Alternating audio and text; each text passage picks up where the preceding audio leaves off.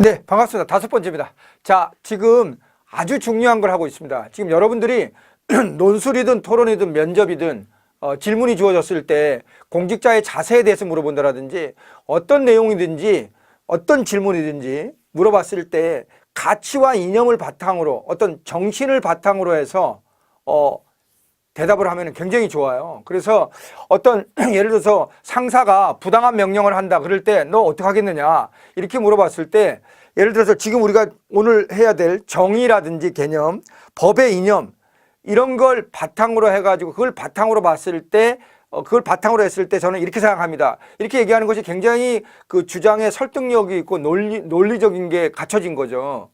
그래서 지금 정의를 하는데요.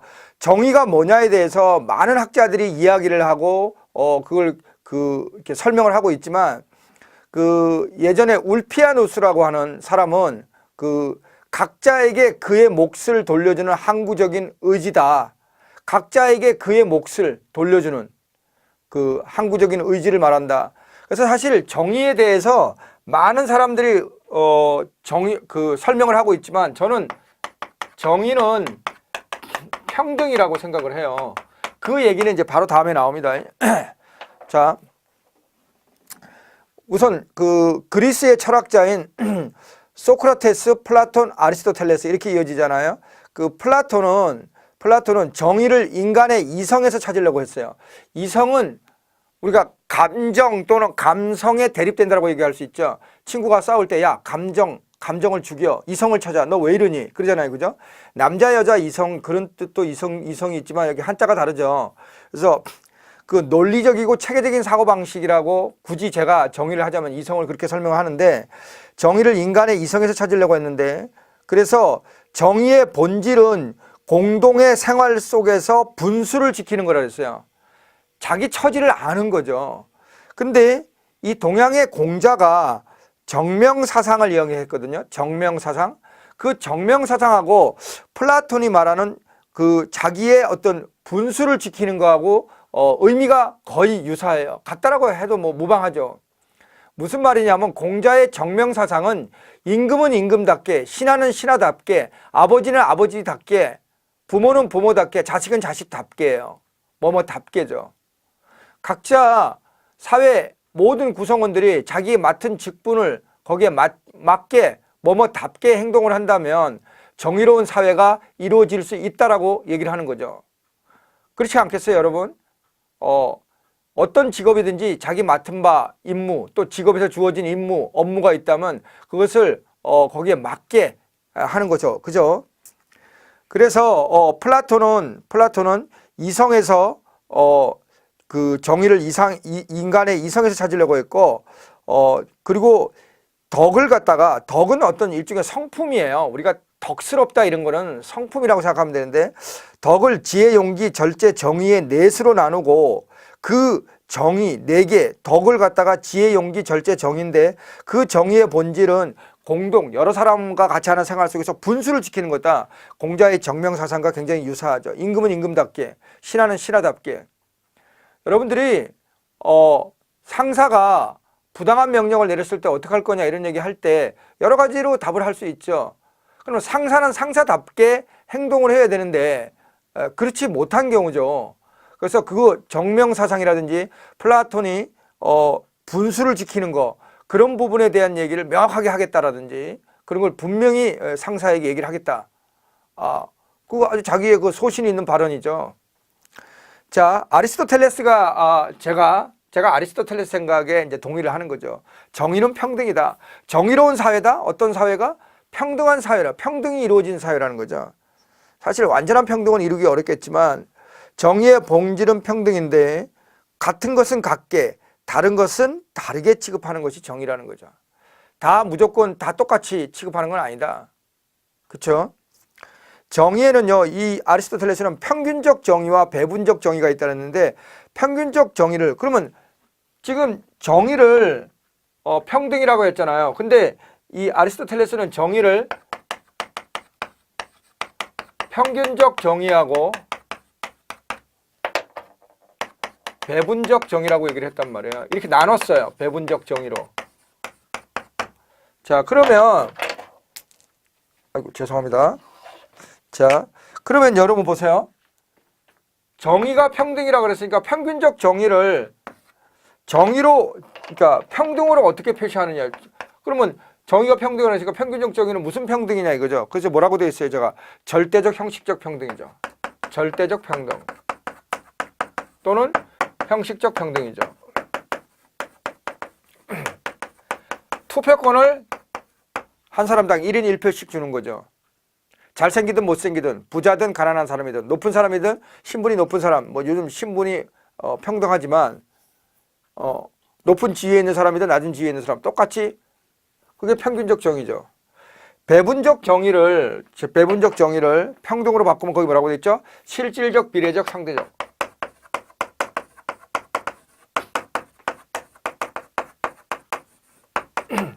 상대적 평등입니다. 그러면 여러분, 우리가 어떤 그 사회적으로 이슈가 되고 있는 그런 문제를 가지고 우리가 얘기를 할 때, 지금 최근에 그 여성들이 화장을 하지 않겠다라든지 탈 코르셋 운동 이런 것들이 최근에 등장하고 있잖아요. 그러니까 여성은 왜 화장을 해야 되냐 이거죠. 남성은 하질 않는데. 그러니까 여성을 어떤 그 아름다움의 어떤 그런 어떤 편견으로 바라보고 여성은 날씬해야 된다라든지 어떤 여성이 그 남성에 의해서 규정되어지는 그 여성의 그 모습에서 탈피하겠다는 거거든요. 저는 바른 방향이라고 생각을 해요. 지금 미투 운동뿐만이 아니라 그런 면에 있어서 결국은 그런 이야기를, 그러니까 그런 주장이 나오고 있다는 건 완전한, 아직까지 남녀 평등이라고 하지만 완전한 사회 구석구석에서 남녀 평등이 이루어지고 있질 않다. 그런 면에서 이 여성들이 어떤 불만을 표출하고 있는 거죠. 그래서 제가 얘기는 뭐냐면, 그런 게 결국은 그 평등에 있어서도 절대적 형식적 평등이 필요할 때가 있어요. 투표권, 이런 선거권일 때는. 그러나 우리가 오늘 말하는 법 앞의 평등이라는 그 법 앞의 평등은 실질적, 비례적, 상대적 평등이에요. 여러분 생각해 보세요. 장애인에게 특별한 대우를 좀 더 해준다? 장애인들이 예를 들어서 자동차를 구입하려고 할 때 좀 싸게 구입할 수 있도록 국가가 지원을 해준다?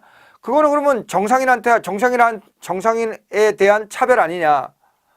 그렇죠. 그걸 형식적, 절대적으로 바라보면, 평등의 관점에서 바라보면 그건 형식적, 절대적 평등의 위반이죠. 그러나 실질적, 비례적, 상대적 평등을 잘 실현하고 있는 거죠.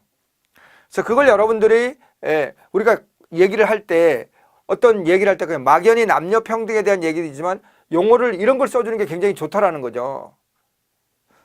벌써 격이 다르게 느껴지는 거죠. 그리고 어떤 이론을 바탕으로 해서 자기 주장을 얘기하는 거, 그렇죠. 능력과 공헌도에 따라 차등되는 거죠. 다른 것은 다르게 하는 게, 그러니까 대표적인 게 다른 것은 다르다는 거죠. 능력이 다르니까. 능력이 좋고 나쁨에 따라, 능력이 좋고 나쁨이 있는데 그걸 똑같이 대접한다? 그건 아니라고 보는 거죠. 배분적, 거기에서 배분적 정의 관점에서 볼 때는. 그리고 또 어려운 사람을 더 특별히 대우해 주는 거, 그것도 그 차별이 아니라는 거죠. 자, 법의 이념인데요. 우리가 상사가 예를 들어서 부당한 명령을 했다고 했을 때 그 법을 위반하는 행위를 하도록 강요받았을 때 어떻게 할 것이냐 이거죠. 그랬을 때 본인의 소신과 주장을 이야기를 하는 거 좋아요. 좋은데 그 주장을 이야기할 때 법의 이념을 바탕으로 해서 자기 주장을 얘기하게 되면 굉장히 설득력이 있어요. 자, 보세요. 법의 이념에는 법의 이념의 트라이앵글이라 그래요. 세 개가 있거든요. 법의 이념의 세 가지. 거기 첫 번째 정의죠. 그 다음에 두 번째 한목적성이죠. 세 번째는 법적 안정성이에요. 자, 정의는 세상이 망하더라도 정의는 세워라. 그러니까 정의라는 걸 어떻게 바라보냐는 앞에서 얘기했지만 평등이라고 얘기합시다. 세상이 망하더라도 평등은 꼭 이루어야 된다. 이런 얘기거든요. 그 다음에 한목적성. 그러니까 법의 이념이니까 법이 무엇을 실현하려고 하느냐. 그 정신이 뭐냐 이거죠. 법의 이념은, 법의 정신은. 그러니까 정의를 실현하려는 정신을 가지고 있는 거죠. 자, 그 다음에 한목적성은요. 이 법이라는 건 국가와 사회가 추구하는 가치 또는 기준을 말해요. 한목적성은. 이 한목적성은요. 이 간단하게 말하면 국민이 원하는 것이 법이다라는 거예요. 이 말에서 법에 국민이 원하는 거, 그 국민이 원하는 추구하는, 국민이 추구하고 원하는 것의 가치 또는 기준을 한 목적성이라고 하는데, 이거는 시대마다 달라질 수 있어요. 트렌드에 따라. 시민혁명, 여러분, 시민혁명은 뭐죠? 프랑스 혁명이, 대표적인 시민혁명인 프랑스 혁명은 뭘 쟁취한 거죠? 자유와 평등 박애인데 특히 자유를 쟁취한 거죠. 그러니까 프랑스 혁명 이후에는 트렌드가 뭐가 돼요? 뭐가 트렌드의 시대적인 흐름이? 자유잖아요. 자유니까 그 자유가 그 당시, 그러니까 그 뒤에 시민혁명 이후에 경제정책도 자유방임주의였잖아요. 자유시장 경제체제가 나타난 거 아니에요. 그 이전에 절대왕정은 뭐예요? 중상주의. 국가가 경제에 간섭하는 거. 간섭에서 자유로 넘어오는 자유방임주의. 자유시장 경제가 시작된 거잖아요. 트렌드가 자유가 됐단 말이에요. 그러면 시민혁명 이후에 법도 그 자유를 뒷받침하는 법들이 만들어졌을 거 아니에요. 국민이 원하는 게 자유니까 자유의 정신을 반영한 법들, 국민의 자유를 보장하는 법들이 만들어졌을 거 아니에요. 그 한 목적성이 그 당시에는 자유인 거죠. 이해되겠죠? 그 다음에 법적 안정성은요, 이 법이라는 건요, 그 질서를 어지럽히려는 걸 질서를 안정시키고 질서를 유지시키는 그런 측면에서 국민이 법에 따라서 안심하고 생활할 수 있는, 국민이 안심하고 생활할 수 있게 보장해주는 그런 정신을 담고 있는 거죠. 법이 있으니까 내가 어디 조폭한테 위협을 당하게 되면 법에 따라서 경찰서에 신고하거나 법에 따라서 그 조폭을 혼내줄 수 있는 부분이 있잖아요. 그렇죠? 그 징벌을 할 수 있는 게 있잖아요. 그죠? 그래서 그런 측면에서 바라봐야 된다는 거죠. 국민이 법에 따라 안심하고 생활하는 겁니다.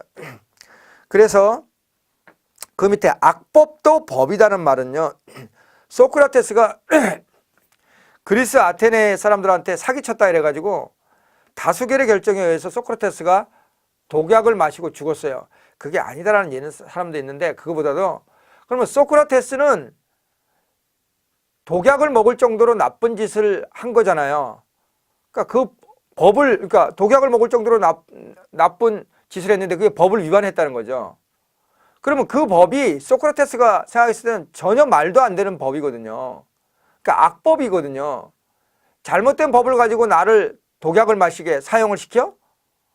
그 독약을 던져버렸어야 되는데 소크라테스가 그것을 갖다가 마셔버렸단 말이에요. 자기한테 적용된 법이 악법, 잘못된 법임에도 불구하고 벌컥벌컥 마셨단 말이에요. 오마이 딜리셔스는 아니겠죠. 근데 마셨는데 왜 마셨냐 이거죠. 악법인데. 소크라테스 생각은 악법도 법이라는 생각을 한 거예요. 왜 그러냐고요? 내가 나를 사용시키는 그 법이 잘못된 법이라 해서 그 법을 거부하게 되면 세상의 모든 사람들이 죄를 저지르고 그 죄를 저지르는 게 무슨 법을 위반했으니까 처벌하자 그러면 그 법을 인정하지 않으려고 할 것이다. 그러면 굉장히 사회가 혼란스러워지겠죠? 즉 법의 이념 중에 법적 안정성이 깨질 염려가 있다는 거죠. 그래서 내가 악법이지만, 비록 악법이지만 악법도 법이기 때문에 내가 지킬 수밖에 없다. 그래서 독약을 마셨다는 거죠. 그러면 소크라테스는 법의 이념 중에 뭐를 제일 강조했을까요? 법적 안정성을 중시한 거죠. 악법도 법이라는 그 말에서는. 그렇죠. 자, 근데 이 법의 이념 세 가지는 보완적 관계예요. 어느 걸 갖다가 꼭 배척해, 꼭 그렇게만 배척한다고 생각할 수는 없어요. 정의는 법의 형식 구비 여부를, 법의 형식을 결정하고, 한 목적성은 법 내용이 타당한가, 정당성 여부를 결정해요. 그렇죠? 그 다음에 법적 안정성은 법 효력의 인정 여부를 결정합니다. 법 효력의 인정 여부입니다. 그래서 정의는 일반화 성향을 띠고 한 목적성은 개별화 성향을 가지고, 정의와 한 목적성은 이념적인 것이고, 법적 안정성은 사실성에서 도출된다. 참 어려운 얘기인데요. 이런 얘기까지도 자연스럽게 쓸 수 있으면 좋겠지만 우리가 기본적으로 법의 이념 세 가지, 정의, 한 목적성, 법적 안정성 정도만 좀 알아두시면 좋겠습니다. 그러면 여러분들이 어떤 그 일을 하는 데 있어서 법을 위반하기를 상사가 강요한다라든지 주변에 그런 그 상황이 벌어졌을 때 어떻게 할 거냐에 대한 여러분들이 법의 이념을 가지고 여러분들이 의견을 얘기할 수도 있는 거죠. 저는 법의 이념 중에서 뭐 한 목적성을 강조한다든지 정의를 강조한다든지 저는 법적 안정성을 가장 중요하다고 생각한다라고 했을 때 거기에 따라 여러분의 태도가 달라질 수 있겠죠. 자, 그 다음에 이제 민족주의입니다. 여러분, 그 민족이라는 게요, 보세요. 객관적인 구성 요소도 있고, 너하고 나하고 같은 민족이라는 거는 여러분, 뭘 보고 같은 민족이냐 이거야. 그건 객관적인 요소가 있고 주관적 요소가 있는데요. 객관적 요소는 풍습, 언어, 종교, 정치, 경제, 혈연 이런 거예요. 근데 주관적 구성 요소는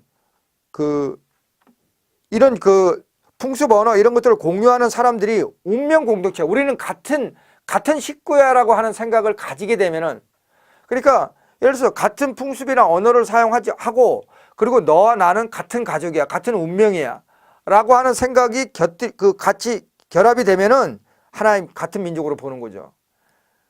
예전에는 이 민족주의가 같은 민족이다 아니다를 사실은 이 객관적 요소에 많이 의존을 했거든요. 풍습, 언어가 같으면 무조건. 그러나 요즘은 같은 민족이다 아니다가 객관적인 요소 못지않게 주관적 의미를 강조해요. 같은 공동 운명체가 아니냐. 그렇죠? 그래서 어찌됐든 민족주의는 다른 민족에 비해서 다른 사회적인 삶의 기본 단위로서 다른 민족에서 자기네 민족을 우선시하는 거죠. 그래서 그 민족주의는 여러분 그 시대별의 트렌드인 사상하고 결합이 돼가지고 발전되어 왔어요. 그래서 쉽게 말해서 제가 이제 그 밑에 여러분들 다 읽어보시면 알게 됩니다. 그래서 나폴레옹, 맹목적 애국심 이런 것들이 나오는데 그냥 여러분 한번 읽어보시면 되고요. 민족주의 자체가 예를 들어서 좌파냐 우파냐 이렇게 분류의 대상이 될 수는 없어요. 그런 측면에서 그래서 쭉 내려가 보면 민족주의가 어떤 이데올로기와 결합되느냐에 따라 어떤 사상과 결합되느냐에 따라 비로소 그것은 좌파도 될 수 있고 우파도 될 수 있지, 민족을 우선하는 민족이라는 그 민족주의라는 이데올로기 사상은 전 세계 보편적인 현상이에요. 보편적인 경향이죠. 근데 그것이 민족주의가 사회주의하고 결합을 했느냐 자본주의하고 결합했느냐에 따라 다른 거지, 민족주의 자체가 독립적으로 어떤 공산주의, 사회주의, 자본주의 이런 거에 대립하는 주의로서 얘기하기는 좀 어렵다는 얘기죠. 그러면 민족주의 많은 얘기를 하는데 민족주의 중에서 우리는 그러면 어떤 민족주의를 지향해요? 어떤 민족주의 쪽으로 가야 되느냐? 닫힌 민족주의 또는 폐쇄적 민족주의가 아니라 열린 민족주의를 지향해야 돼요. 그러니까 우리 민족을 우선시하고 소중히 하지만 다른 민족도 우리 민족 못지않게 우리 민족과 같이 중요하다는 걸 인정하는 거죠. 그러니까 자기 민족의 주체성을 중요하게 여기면서도 다른 민족을 인정하고 외부 세계 변화에 적극적으로 대응하는 게 열린 민족주의예요. 그러니까 이거의 반대말이 배타적 민족주의, 닫힌 민족주의, 폐쇄적 민족주의인데 자기네 민족만이 최고고 다른 민족의 아픔이나 그 어떤 고통에 관해서는 전혀 신경을 쓰지 않는 거죠. 열린 민족주의는 자기네 민족을 사랑하지만 다른 민족들도 우리 민족 못지않게 사랑하는 거죠. 그게 열린 민족주의인데 닫힌 민족주의 또는 폐쇄적 민족주의, 이 배타적 민족주의 이런 민족주의는 자기네 민족만을, 그러니까 우리 식구만 잘 먹고 잘 살자, 우리 민족만 잘 먹고 잘 살자, 그게 배타적 민족주의예요. 그래서 이런 배타적 민족주의는 또 우리가 지양해야죠. 멀리해야 될 것 중에 하나입니다. 그 다음에 그러면 열린 민족주의를 실현하려면 어떻게 되냐? 우리 유엔과 같은 초국가적 국가를 뛰어넘은 국제기구에 참여해서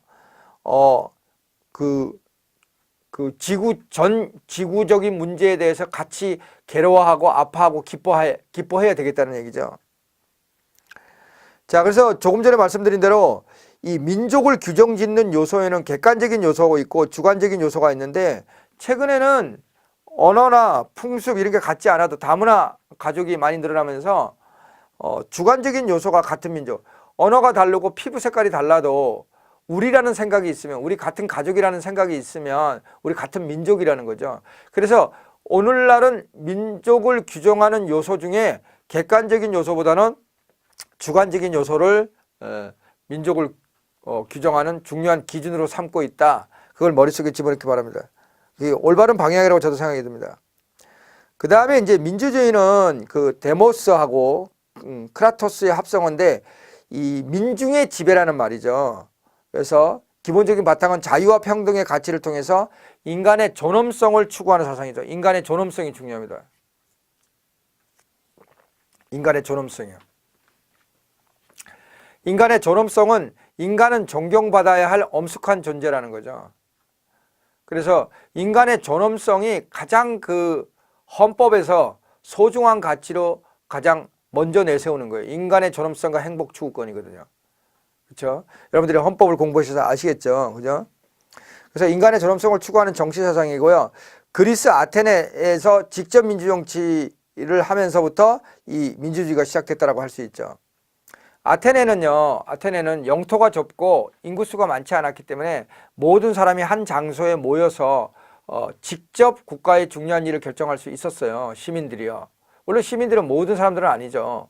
그죠? 자, 그래서 이 근대적 의미의 민주주의는 그 그리스 아테네의 민주주의가 이제 민주주의 시작이라고 하지만 오늘날 우리가 말하는 민주주의하고는 거리가 있죠. 어찌됐든. 근대적 의미의 민주주의는 모든 인간을 동등하게 보는 자연법 사상과 사회계약서를 바탕으로 하고 있어요. 지금 우리가 살아가는 우리나라 한국 사회에서 규정된 법은 실정법이라고 그래요. 실제 정해가지고 사용되는 법이죠. 그러나 실정법에 엄마에 해당되는 거, 그러니까 모법에 해당된다 그러죠. 모법에 해당되는 게 자연법이라고 할 수 있어요, 여러분. 나중에 뒤에 또 말씀드릴 기회가 있을 겁니다. 우선 그 자연법 밑에 보면 자연법 사상은요, 이 실정법이, 그러니까 예를 들어서 실정법으로 뭐 사람을 죽인 자는 사형에 처한다, 뭐 이런 법을 만들었을 때 자연법은 사람은 죽이면 안 된다, 그런 의미예요. 남의 물건 훔치면 안 된다. 그러면 실정법은 남의 물건 훔친 사람은 뭐 처벌한다, 뭐 징역 몇 개월, 그런 식으로 이제 실정법은 모법인 자연법, 엄마 아빠 부모의 법에 해당되는 자연법에 따라서 실정법을 규정하는 거죠. 만드는 거죠. 그래서 때로는 실정법이 자연법을 위반하는 규정이 만들어지는데 그런 것 중에 하나가 독재헌법이죠. 그렇죠? 그건 나중에 말씀드리겠습니다. 자연법 사상의 대표적인 게 천부인권설이 있는데 인간의 권리는 하늘이 부여했다는 거예요. 천부. 그래서 하늘이 준 거기 때문에 불가침 불가양, 침해할 수 없고 돈 받고 팔 수도 없어요. 불가양, 양도도 안 돼요. 그래서 자연법 사상은 천부인권설이 그 자연법 사상의 바탕이에요. 실정법은 보편적인 우리가 이제 어디에나 적용되는 법인 자연법에 위반되지 않아야 되고요. 실정법의 모법이 자연법이라는 거 잊지 마세요. 실정법이 잘못된 법들은 뭐 없애면 되잖아요. 근데 이제 자연법 그 자체에 그 위반되면은 당연히 그 모법인 자연법이 위반되면 안 되니까 실정법은 개정돼야 되겠죠. 폐지되거나. 그 다음에 이제 사회계약설입니다. 이 사회계약서는 우리가 정치에서도 우리가 많이 얘기를 할 건데요. 자연법에 따라 모든 인간은 자유의지를 지닌 합리적인 이성의 소유자로 양도할 수 없는 천부적인 권리를 가지며, 이게 이제 천부인권이죠. 그래서 그 권리를 보호하기 위해서 계약을 맺어 사회를 형성하였다. 그래서 즉 이 사회계약설이요, 타인의 자유와 권리도 나의 자유와 권리처럼 동등하게 존중해야 될 책임과 의무가 있다. 이것이 사회계약설의 밑바탕에 깔린 생각이거든요. 그래서 이 같은 그 사회계약설이 자유주의와 민주주의의 이념적 토대가 되고 있어요. 자, 사회계약설은 제가 정치 시간에 이제 제가 많이 말씀드렸죠. 근데 또 정치 과목을 안 듣고 제 이 논술만 들으시는 분이 있을 것 같아서 제가 말씀드렸는데, 사회계약설은요, 국가 성립에 관한 이론이에요. 국가계약설이라고도 하죠. 국가가 없는 상태는 홉스는 투쟁 상태라 그랬죠. 그 국가가 없는 상태를 자연 상태라는데, 자연 상태는 만인은 만인에 대한 투쟁 상태라 그래서 힘센 놈이 약한 놈을 괴롭히는 그런 상태라는 거죠. 그런 상태를 없애기 위해서는 홉스는 어떻게 해야 돼요? 왕한테 경찰권, 군대권을 줘서 조폭을 때려잡아야 된다. 힘 약한 사람을 괴롭히는. 그래서 그 국가한테 그래서 왕한테, 그 국가가 왕이라는 거죠. 국가가 그걸 때려잡아야 되는데, 조폭 같은 애들을, 그걸 국가가 때려잡아야 되는데 그 국가가 왕이라는 거죠. 그 다음에 로크 루소는요, 국가가 없는 상태, 자연 상태는 아직 그 싸우고는 있지 않지만 곧 싸울 것 같아. 곧 혼란이 생길 것 같아. 그러니까 혼란이 생기면 대처할 수 있게 하기 위해서 국가가 필요해. 그렇게 얘기한 거죠. 그래서 지금 사회계약설은요, 그런 측면에서 국가 성립에 관한 이론이거든요. 그래서 그 밑에 로크의 사회계약설은 보시면, 그 통치자의 권력은 그려놨죠. 국민의 생명과 자유재산, 생명, 자유, 재산을 권력이, 통치자의 권력이 국민의 생명과 자유, 재산을 보호하는 거라는 거죠. 그래서 이런 것을 보호하기 위해서 국민이 계약을 통해서 통치자에게 맡긴 거라는 거죠. 근데 그 통치자가 맡겼는데 그 권력으로 국민을 오히려 해치면 국민과의 계약, 약속이 깨진 거잖아요. 해지해서 저항할 수 있다라고 얘기했어요, 로크는. 그래서 저항권을 주장하는 거죠. 왕한테 조폭 같은 애들을 때려잡으라고 권력을 줬더니면 선량한 백성들을 괴롭힌다? 그건 대들어도 된다는 거죠. 그래서 그런 부분에서 여러분들이 이 개념을 잘 이해를 하시기 바랍니다. 자, 그 다음에 현대민주주의입니다. 현대민주주의. 자, 지금 우리가 여러분들 알다시피 이 민주주의에 대한 걸 얘기를 하는데, 민주주의 바탕이 되는 게 자연법 사상하고 사회계약설이 있는데, 그 중에서도 로크의 사회계약설, 저항권을 인정한 것까지를 얘기를 했습니다. 그럼 오늘날 현대민주주의는 이제 뭐냐?